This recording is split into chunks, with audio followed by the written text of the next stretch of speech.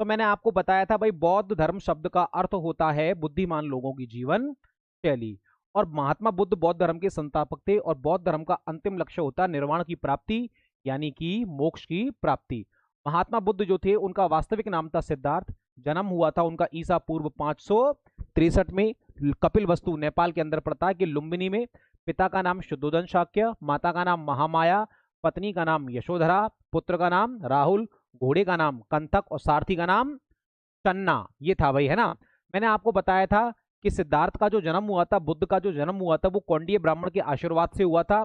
और उस सिद्धार्थ के जन्म का आशीर्वाद देते हुए कहा था कि यह या तो भारत का सम्राट बनेगा अथवा विश्व का सबसे बड़ा संत बनेगा। मैंने आपको बताया था कि सिद्धार्थ के अंदर 6 वर्ष की आयु में सबसे पहले संन्यास के लक्षण दिखाई दिए थे, लेकिन जब वो 18 साल का हुआ तो उसकी शादी कर दी गई थी। माना जाता है 28 साल की उम्र में बुद्ध को पुत्र राहुल की प्राप्ति हुई, और 29 वर्ष की आयु में सिद्धार्थ को 4 दृश्य दिखाई दी, जिसका नाम मैंने आपको बताया था, वृद्ध व्यक्ति, रोगी व्यक्ति, शव यात्रा और सन्यासी।